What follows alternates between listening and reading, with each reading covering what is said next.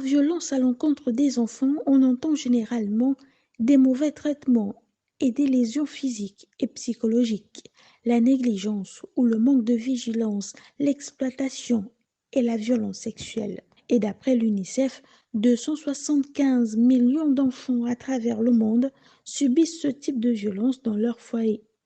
Si vous fouillez bien dans vos souvenirs, vous vous rendrez certainement compte que vous avez déjà assisté à ce type de scène.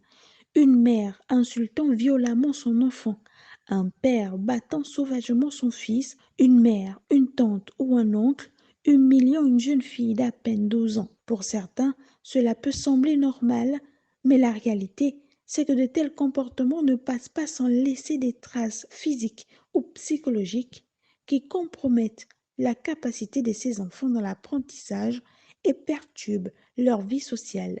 Les résultats scolaires sont médiocres et ils ont la difficulté à nouer de solides amitiés. Les enfants seraient près de 275 millions de par le monde à se trouver chaque année pris dans le feu croisé de la violence familiale et à souffrir d'une vie au foyer excessivement tumultueuse. Ces enfants exposés à la violence souffrent généralement d'incontinence, c'est-à-dire qu'ils font pipi au lit, ou de cauchemars. Ils sont plus exposés que les autres enfants aux allergies, à l'asthme, aux problèmes gastro-intestinaux, à la dépression et à l'anxiété. Les enfants en âge de fréquenter l'école primaire, par exemple, qui vivent dans un milieu violent, risquent d'avoir des problèmes de concentration et de la difficulté à suivre à l'école.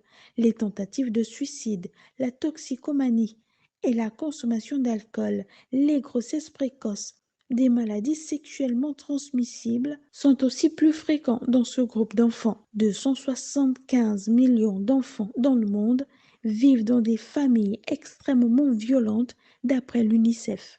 Il semble incroyable de constater que certains parents parlent à leurs enfants d'une façon qu'ils n'oseraient pas utiliser avec un inconnu.